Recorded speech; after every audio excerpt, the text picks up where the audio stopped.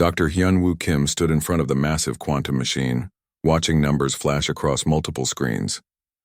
The Seoul Quantum Research Institute had been his home for the past 5 years, but today felt different.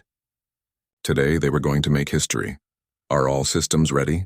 Hyunwoo asked his team. Dr. Dayun Park nodded from her position at the control panel. Her fingers danced across the keyboard as she checked the final calculations. All quantum fields are stable. The entanglement array is responding perfectly. Engineer Taemin Choi looked up from the power systems. Energy levels are good. We have enough power for a full 10-minute test. He wiped sweat from his forehead. The machine used more electricity than a small city. Hyunwoo took a deep breath. For 3 years they had worked on this project. They wanted to create the first stable quantum communication system. If it worked, they could send messages instantly across any distance.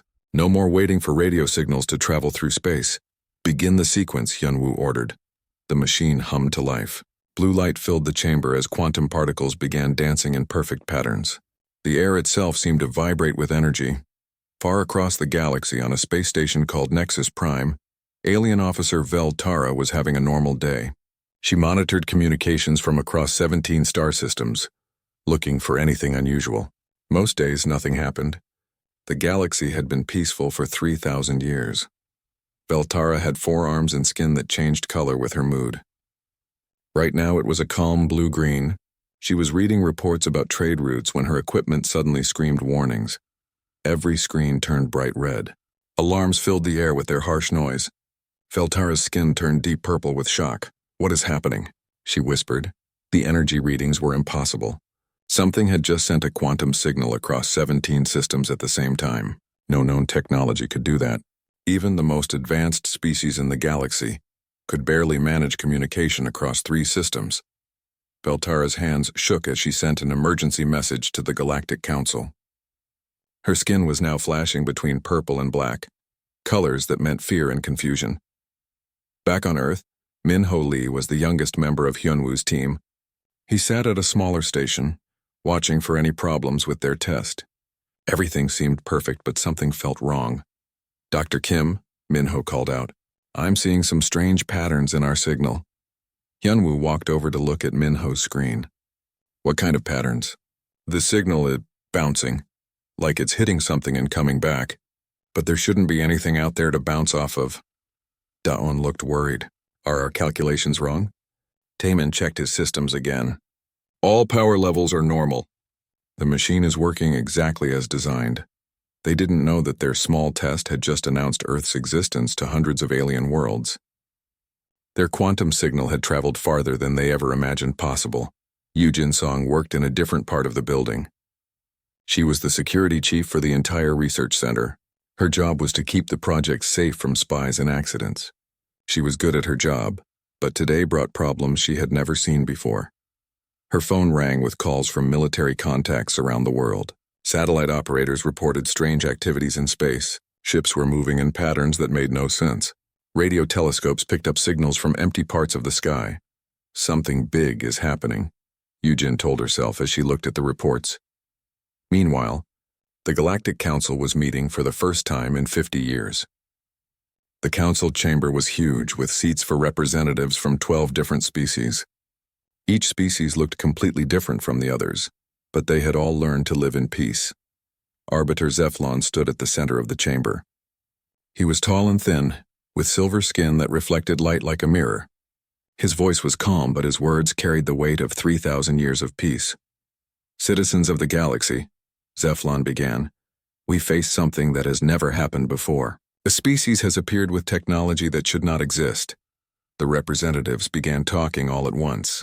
Some species communicated with sounds, others with lights, and some with chemical signals. The chamber filled with a mix of panic and confusion. Zeflon raised his hand for silence.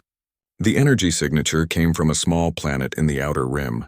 The third planet from a yellow star. Our long-range scans show the planet is covered with life.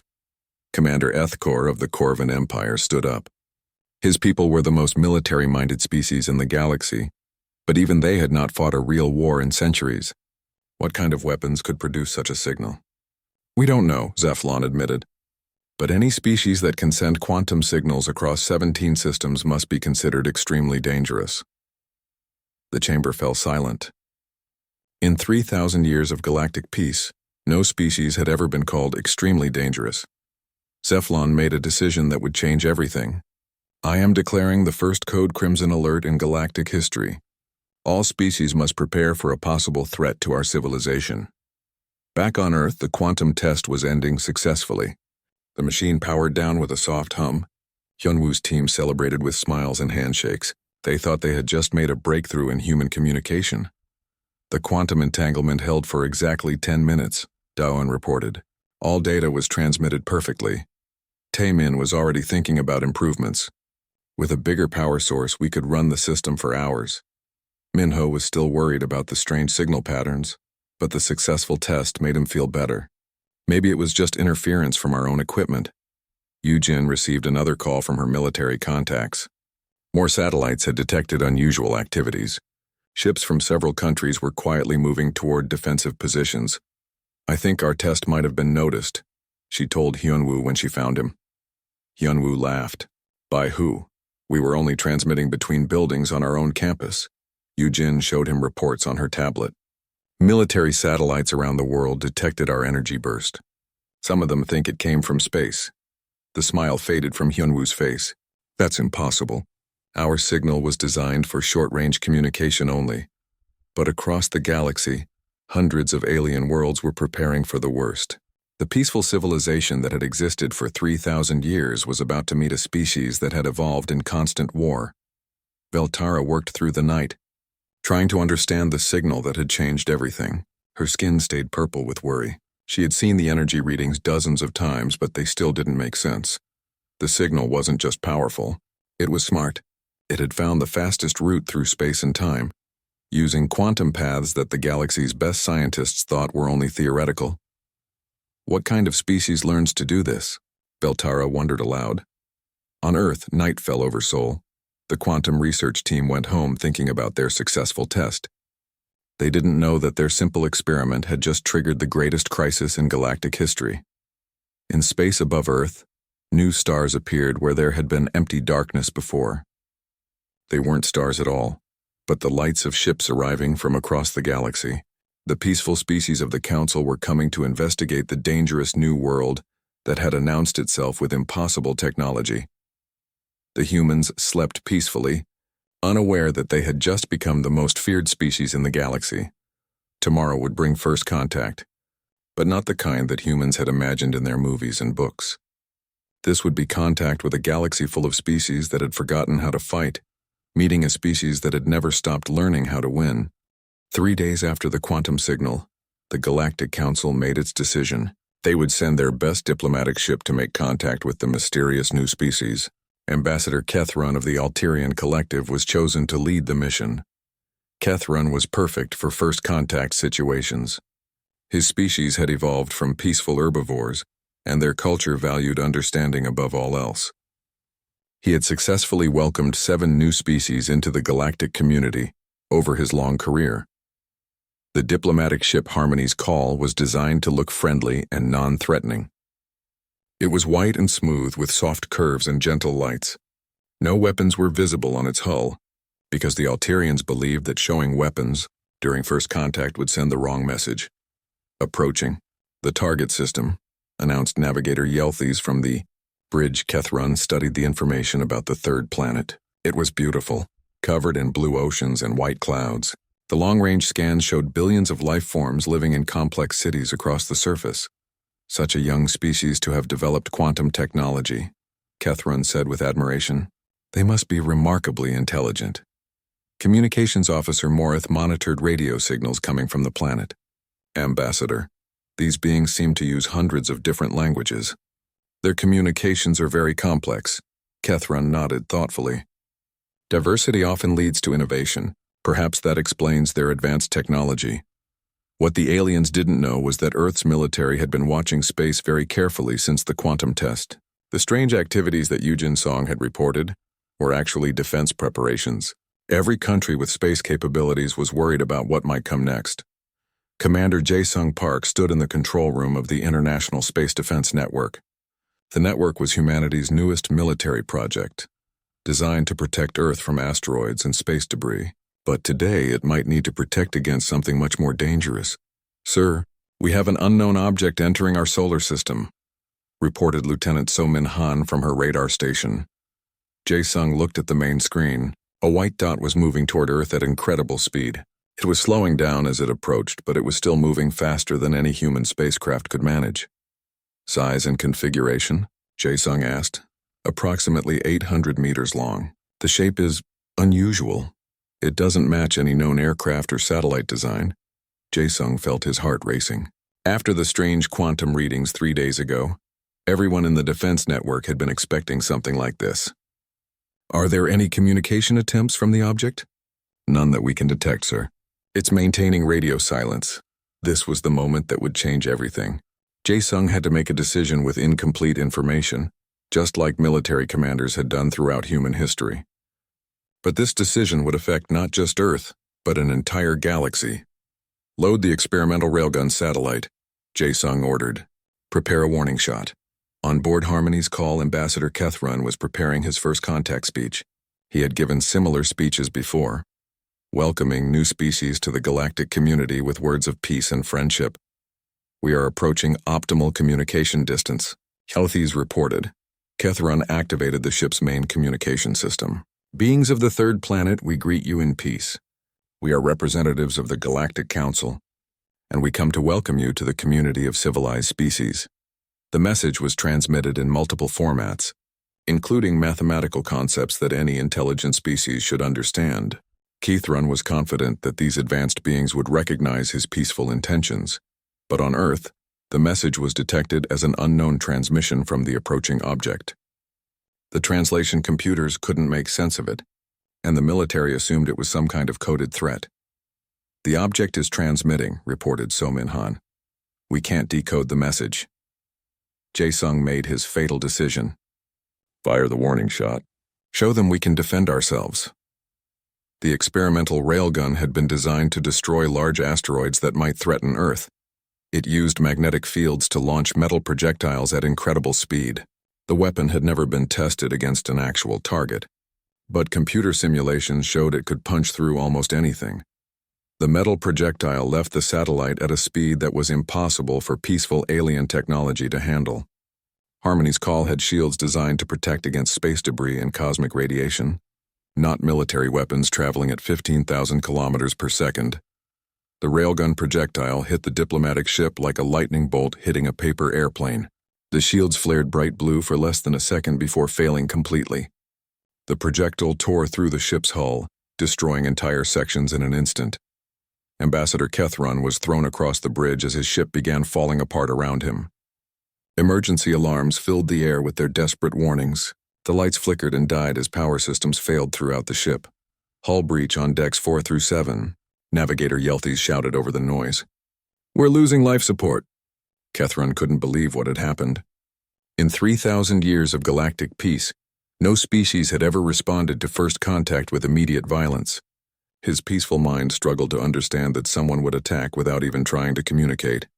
"Abandon ship," Kethrun ordered, his voice filled with pain and shock. "All crew to the escape pods." The surviving crew members rushed to save themselves as their ship broke apart. Ambassador Kethrun was badly injured, but he managed to reach an escape pod before the main hull exploded. On Earth, the defense network watched in silence as the unknown object was destroyed. Commander Jae-sung felt relieved that the threat had been eliminated, but he also felt worried about what would come next. "Good shooting," he told his crew, "but stay alert. If there was one ship, there might be others." Dr. So-Young Han worked as a linguist for the Quantum Research Project. She had been trying to understand the strange interference patterns that Min-Ho Lee had detected during their test. Her job was to find patterns in data that might represent some kind of communication. 3 days after the quantum test, So-Young's computers detected something amazing. Hidden in the interference patterns were structured signals that looked like language. Not human language, but definitely intelligent communication. "This can't be right," So-Young said to herself as she studied the data. The signals were complex and mathematical, using concepts that were universal to any intelligent species. They contained greetings, mathematical proofs, and what appeared to be peaceful intentions. So-Young realized with growing horror that the quantum test had not just sent a signal into space. It had received an answer from someone trying to make peaceful contact.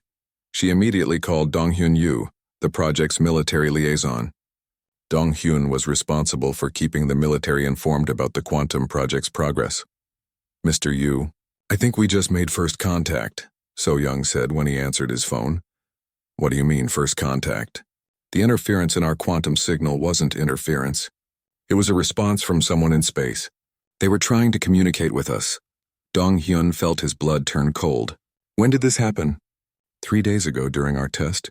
But I only just decoded their message today." Dong-Hyun was already running toward his car. He needed to contact the defense network immediately. What did their message say? It was a greeting. They said they come in peace and want to welcome us to something called the Galactic Council. As Dong-Hyun drove toward the military command center, he tried to call Commander Jae-sung Park. But he was too late. The railgun satellite had already fired, and Harmony's call was already destroyed.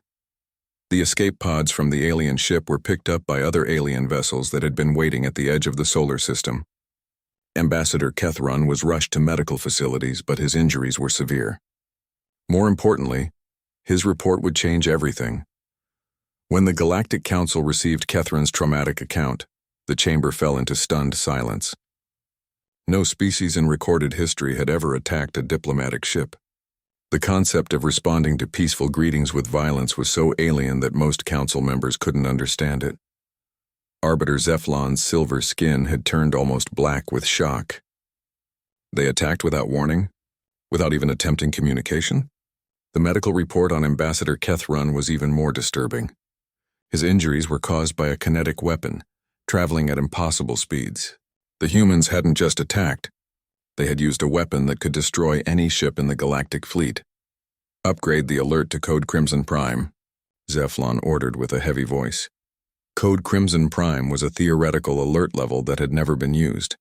It meant that the entire galactic civilization was under threat from an enemy that could not be reasoned with. On Earth, the quantum research team was learning the terrible truth about what they had done.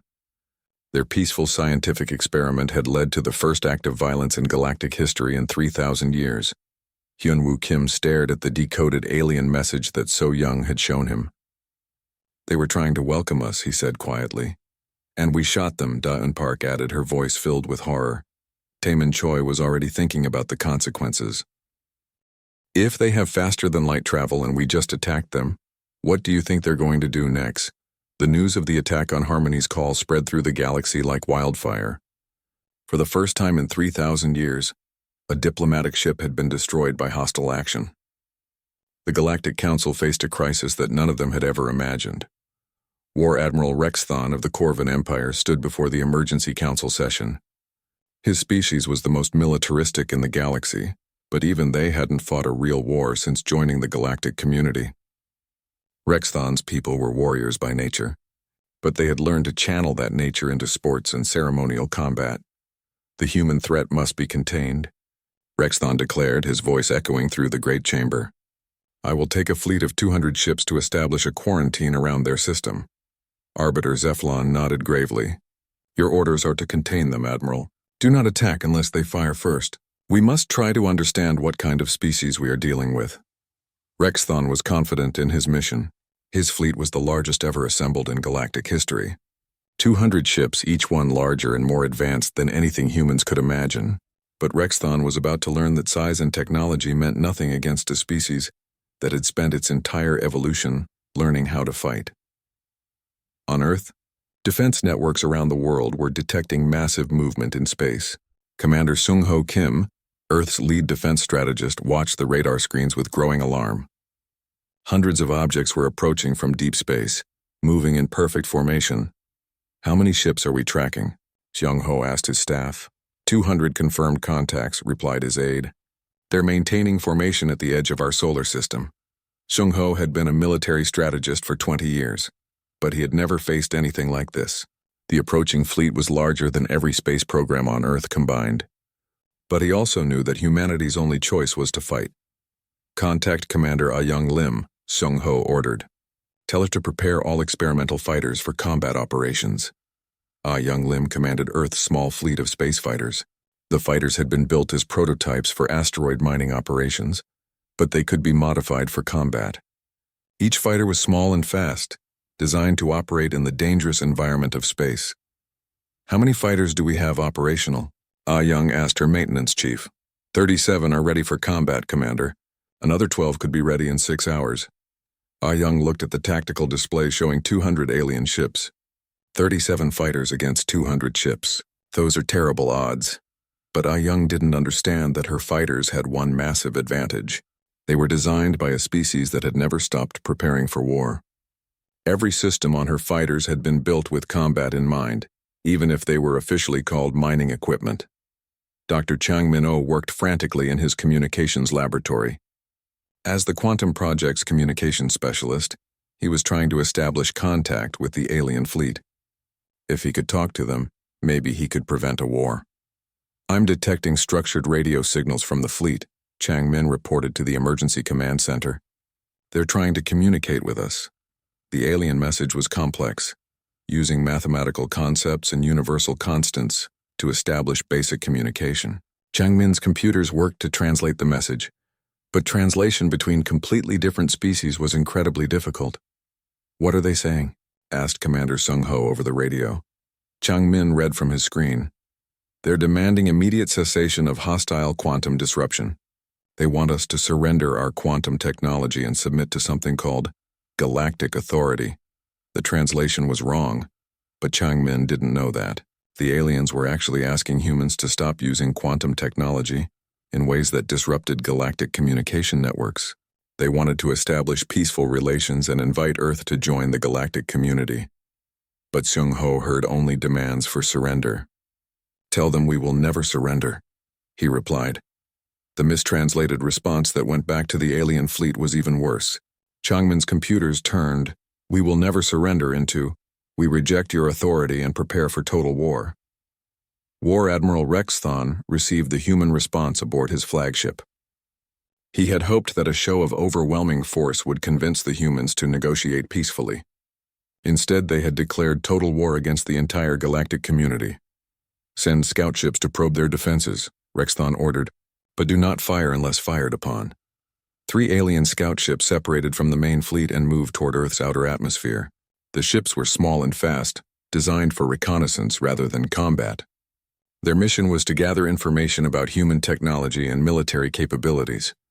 Wu Jin Nam was one of Earth's best fighter pilots. He had been chosen to test the experimental space fighters because of his skill and quick thinking. When radar detected 3 alien ships approaching Earth, Wu Jin was launched to intercept them. 3 bogies approaching at high speed, Wu Jin reported to flight control. "They're smaller than the main fleet but still bigger than my fighter." Wu Jin's fighter was armed with what the designers called mining lasers and debris-clearing charges. In reality, they were weapons that could punch through solid rock. Against alien ships designed for 3,000 years of peace, they would be devastatingly effective. The first alien scout ship detected Wu Jin's fighter approaching. The alien pilot, Kevlar, had never seen combat before. His ship was equipped with defensive shields and communication equipment, but no weapons. Kevlar tried to signal peaceful intentions. Wu Jin saw the alien ship's lights flashing in an unknown pattern. His military training told him it could be a targeting system or a threat assessment scan. He decided not to take any chances. "Engaging first target," Wu Jin reported as he fired his mining laser. The laser beam hit Kevlar's ship with the force of a lightning bolt. The alien shields, designed to protect against cosmic radiation, offered no protection against focused energy weapons. The scout ship's engines exploded instantly, leaving the ship dead in space. Wu Jin couldn't believe how easy it had been. First target disabled. Moving to engage second target. The second alien pilot, Mortek, saw his companion's ship explode and panicked. He had never seen violence before, and his mind couldn't process what was happening. Instead of retreating, he froze in terror. Wu Jin's second shot destroyed Mortek's ship completely. The alien pilot never had a chance to escape. The third scout ship, piloted by Yel Nara, managed to turn and run back toward the main fleet. But Wu Jin's fighter was faster and more maneuverable than anything the aliens had ever seen. He caught up with the fleeing ship and destroyed it with a single shot. "All 3 targets destroyed," Wu Jin reported. No damage to my fighter. The news of the scout ship massacre reached War Admiral Rexthon within minutes. 3 experienced pilots dead, 3 advanced ships destroyed, 1 human fighter completely undamaged. Rexthon stared at the tactical display in disbelief. How is this possible? His tactical officer, Commander Zekthal, was equally confused. Their weapon systems appear to be far more advanced than our intelligence suggested, and their pilots showed combat skills that we haven't seen in the galaxy for thousands of years. Rexthon realized that he was facing something completely outside his experience. The humans weren't just aggressive. They were skilled at violence in ways that the galaxy had forgotten existed. On Earth, news of the successful engagement spread quickly through the defense network. 1 human pilot had destroyed 3 alien ships without taking any damage. Maybe they could win this war after all, but the victory came at a terrible cost. Across the galaxy, peaceful species that had never known war began to panic. If humans could destroy galactic ships so easily, what else could they do? On the planet Alteria, Ambassador Kethrun watched the news reports from his hospital bed. His injuries from the attack on Harmony's call were healing slowly, but his spirit was broken. He had dedicated his life to peaceful first contact, and now he had witnessed the beginning of the first galactic war in 3 millennia. They're not just aggressive, Kethrun said to his medical attendant. They're good at it. Better than we ever imagined possible. Similar conversations were happening on hundreds of worlds across the galaxy. Species that had converted their military technology to peaceful uses were suddenly wondering if they had made a terrible mistake. On the planet Corva, Rexthon's homeworld, the military leadership watched the battle reports with growing concern. Their own warrior culture seemed primitive compared to the tactical skills displayed by the humans. 1 fighter against 3 ships, General Vextar said quietly, and the human pilot never hesitated, never showed mercy, never made a mistake. Meanwhile, Earth's leaders were trying to understand what they were facing. The alien fleet was still at the edge of the solar system, apparently waiting for reinforcements. More ships were arriving every day. Dr. Changmin-O continued his attempts to communicate with the aliens, but every message seemed to make things worse. The translation errors were turning peaceful overtures into threats and human responses into declarations of war. I think our translation system is broken, Changmin told the emergency command staff. As the standoff between Earth and the Galactic Fleet continued, both sides began studying each other more carefully. What they discovered would shake the foundations of everything they thought they knew about intelligence and civilization. Dr. Yoon-ji Seo led Earth's xenobiology team in examining the wreckage from the destroyed alien scout ships. What she found in the debris made her question everything she thought she knew about advanced civilizations. These ships are incredible, Yoon-ji told her research team. The technology is thousands of years ahead of ours in almost every way. Their power systems are like nothing we've ever seen. Her assistant, Dr. Ji-Ho Park, looked up from his analysis station. But their defensive systems are weak, almost like they were never designed for combat. Yoon-ji nodded thoughtfully. That's what puzzles me. They have the technology to build perfect shields against any weapon we could imagine, but they didn't. Their shields were only designed to stop cosmic radiation and space debris. The more Yoon-ji studied the alien technology, the more she realized a disturbing truth. These beings were incredibly advanced, but they had spent thousands of years developing technology for peace, not war. Their ships were marvels of engineering, but they were helpless against any species that still remembered how to fight. It's like they've forgotten that war exists, Yoon-ji said quietly. Meanwhile, on the alien flagship, War Admiral Rexthon was learning equally disturbing truths about humanity. His intelligence team had been analyzing Earth's communication signals, trying to understand the species they were facing. Linguist analyst Morden had spent days studying human languages and communication patterns. What he discovered filled him with a deep, cold fear that he had never experienced before. Admiral, you need to see this, Morden said as he entered Rexthon's command chamber. Rexthon looked at the data displays that Morden activated. They showed analysis of human communication patterns from across Earth's surface. What am I looking at? Rexthon asked. Human languages, Admiral. All of them contain an enormous vocabulary related to conflict, violence, and warfare. In the Corvan language, we have perhaps 50 words for different types of combat. Humans have thousands. Rexthon stared at the data. Thousands? In their most common language, they have different words for wars fought on land, at sea, in the air, and in space. They have words for different types of weapons, different combat strategies, different ways to defeat enemies. They even have words for wars that haven't happened yet. Morden activated another display. But it gets worse, Admiral. Their entertainment, their stories, their games, everything is filled with conflict. They create imaginary wars just for fun. Rex Thon felt his warrior blood run cold. His own species, the Corvins, were considered the most militaristic in the galaxy. But compared to humans, the Corvins were peaceful philosophers. Back on Earth, Gite Jiang was trying to establish cultural communication with the aliens. As Earth's chief diplomatic protocol officer, his job was to help the aliens understand human civilization. But the more he tried to explain, the more horrified the aliens became.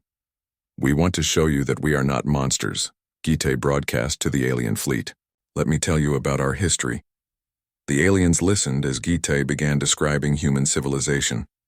He started with the ancient empires, moved through the classical periods, and began listing the major conflicts that had shaped human development. The 100 Years' War lasted from 1337 to 1453. The 30 Years' War devastated Europe from 1618 to 1648. The Napoleonic Wars, Gite continued his historical overview. On the alien flagship, the translation team was working frantically to understand what they were hearing. The numbers didn't make sense at first. "How many wars did he say?" asked Rexthon. Morden checked his calculations again. "According to our analysis of their historical transmissions, humans have fought over 14,000 recorded wars in their species' history." The command chamber fell silent. Rexthon's own species, the Corvins, had fought exactly 3 wars in their entire recorded history. And those wars had been considered the darkest chapters in Corvin civilization. 14,000, Rexthon repeated softly. "And that's just the ones large enough to be remembered," Morden added. "Their databases contain millions of smaller conflicts, battles, and skirmishes." Dr. Hanaquan made the most disturbing discovery of all. As the lead researcher on the quantum communication project, she had been studying how their technology compared to the alien fleet's equipment. What she found kept her awake at night. "We didn't just accidentally contact them," Hana told the Emergency Scientific Council. "We did something that should have been impossible." Dr. Hyunwoo Kim, the project leader, looked confused. "What do you mean?" Hana activated her presentation. "I've been analyzing the quantum signatures from the alien ships. Their technology is based on the same principles as ours, but it's thousands of years more advanced. So they're more advanced than us," said Dr. Deyoon Park. "We already knew that." "No, you don't understand," Hana continued. "They're more advanced, but our quantum breakthrough skipped about 2,000 years of normal development. We went directly to advanced quantum manipulation without learning the basic steps first." The scientific council stared at her in confusion. Hana tried to explain. "It's like we learned to build nuclear reactors before we discovered fire. The aliens spent millennia developing quantum technology step by step. We somehow jumped to the end result without understanding how we got there." Hyunwoo began to understand the implications. "So our technology shouldn't exist?" "Exactly. From their perspective, we're a primitive species that somehow developed impossible technology. It would be like cavemen suddenly building spacecraft." The room fell silent as the scientists realized what this meant. Humanity had appeared to the galaxy as a species that broke the fundamental rules of technological development. No wonder the aliens were terrified. On the alien flagship, Rexthon was receiving reports that made the situation even worse. His scouts had observed Earth's military preparations, and what they saw defied explanation. "Admiral," reported Commander Zekthal, "the human defensive preparations are unlike anything in our military databases." "Explain," Rexthon ordered. "They're not just preparing to defend their planet, Admiral. They're preparing to win. Their strategies assume that they can defeat a superior force through superior tactics."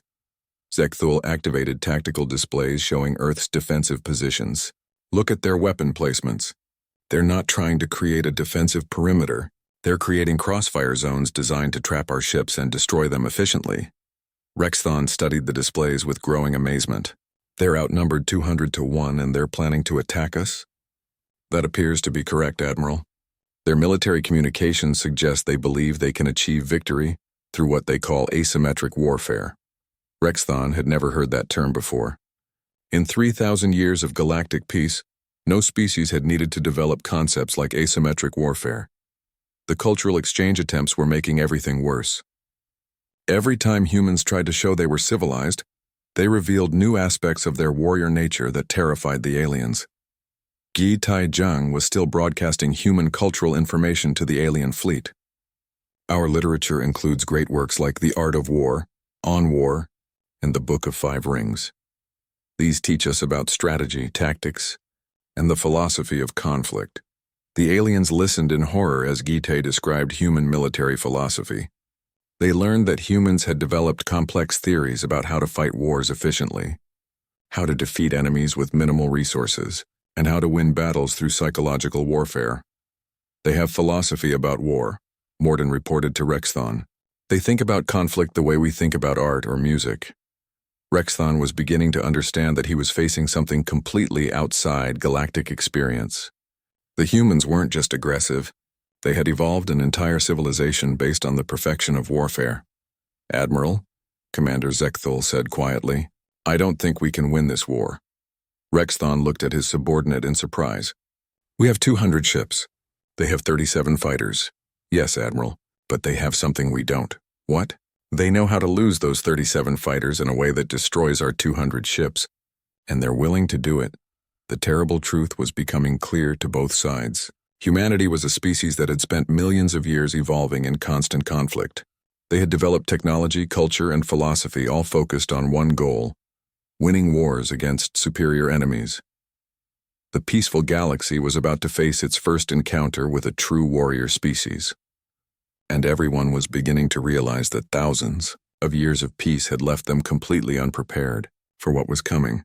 The stage was set for a conflict that would either destroy galactic civilization or transform it forever, and both sides were starting to understand that there might be no middle ground between those two outcomes. The final confrontation came 3 weeks after first contact. War Admiral Rexthon had received reinforcements from across the galaxy, bringing his fleet to over 400 ships. Earth had managed to build 68 operational fighters. The odds were 6-1 against humanity, but both sides knew that numbers meant nothing in this war. Commander Junho Bayek led Earth's united fleet from his command fighter. He had been chosen because he was the only pilot who had experience fighting against alien technology. In the previous skirmishes, Junho had destroyed 12 alien ships without taking significant damage. "All fighters, this is Dragon Leader," Junho broadcast to his fleet. "Remember, we're not trying to win a fair fight. We're trying to survive long enough to make them understand that we can't be conquered." Junho's strategy was based on a simple human military concept that the aliens had never encountered: acceptable losses. The humans were willing to sacrifice their entire fleet if it meant inflicting unacceptable casualties on the enemy.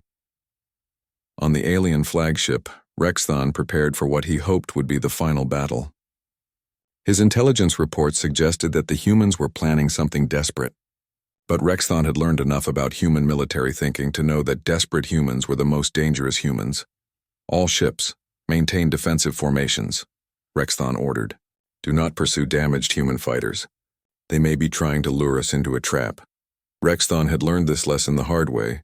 Human pilots would pretend to be damaged, lead pursuing alien ships into ambush zones, then reveal that their damage was fake. It was a tactic that no civilized species had ever used before. The battle began when Junho's fighters attacked from 4 different directions simultaneously. The aliens had never seen coordinated multi-vector assaults before. Their defensive formations were designed to repel attacks from a single direction, not complex 3-dimensional maneuvers. Fighter pilot Kyung-Soo Yoon led the first attack wave directly into the center of the alien formation. "Dragon 2 engaging the flagship," he reported. As his fighter dove toward Rexthon's massive command, Ship Kyung-Soo's fighter was loaded with what humans called mining charges, nuclear devices, originally designed for asteroid braking. Against alien ships with weak defensive systems, they were devastating weapons. Rexthon watched in amazement as the human fighter flew directly at his flagship, ignoring the defensive fire from dozens of alien ships. "He's going to ram us," Rexthon said, but Kyung-Soo had no intention of ramming anything. At the last second, he released his nuclear charges and pulled away in a maneuver that would have killed any alien pilot. The charges detonated against the flagship's shields, overloading them completely. "Shields down," reported Rexthon's tactical officer. Hull damage on multiple decks. The human attack was unlike anything the aliens had ever seen. Instead of trying to win through superior technology or numbers, the humans were using tactics that maximized damage while accepting huge risks. Fighter pilot Sora Kim led the second wave in a maneuver that her instructors had called impossible. She flew her fighter through the wreckage of destroyed alien ships, using the debris as cover while attacking targets of opportunity. Dragon 7, I've got a clean shot on their communications array, Sora reported as she lined up her attack. Sora's laser struck the alien fleet's main communication system, cutting off coordination between the ships. Suddenly, 400 alien ships were operating independently, unable to coordinate their defenses. Junho seized the opportunity immediately. All fighters execute Pattern Chaos. Take out their command systems. Pattern Chaos was a human military tactic that involved attacking an enemy's ability to think, rather than their ability to fight. The human fighters began targeting command bridges, communication arrays, and sensor systems instead of weapons or engines. Within 30 minutes, the massive alien fleet had been reduced to a collection of individual ships that couldn't work together. The humans had turned a 4-to-1 disadvantage into dozens of separate one-on-one fights, but the humans were paying a terrible price for their tactical success.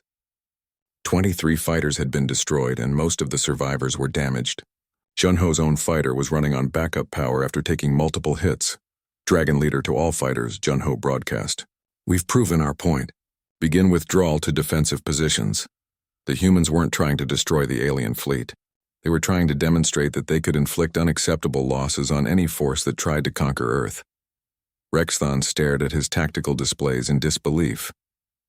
His fleet had lost 47 ships destroyed and over 100 damaged. The humans had lost 23 fighters. By any military calculation, the aliens had won the battle. But Rexthon felt like he had suffered a crushing defeat. How many human fighters are still operational? Rexthon asked. 45, Admiral, but most of them are damaged. Rexthon did the mathematics in his head. If the humans could inflict this level of damage with 68 fighters, what could they do with 600? Or 6,000? Recall all ships to defensive positions, Rexthon ordered. Do not pursue the human fighters. On Earth, the news of the battle was received with mixed emotions. The human fleet had survived and inflicted serious damage on the aliens, but the cost had been enormous. 23 pilots were dead, and their fighters represented years of advanced technology. Mi-young Choi had been appointed as Earth's chief negotiator after the battle. Her job was to establish clear communication with the aliens and try to end the war before it destroyed both civilizations. Admiral Rexthon, Mi-young broadcast to the alien fleet. We need to talk. The translation systems had been improved since the early communication failures. Both sides now understood that the war had started because of misunderstandings, not malice. Rexthon's reply came 3 hours later. Human negotiator, we are willing to discuss terms. The negotiations took place in space, aboard a small neutral station that both sides built specifically for the talks.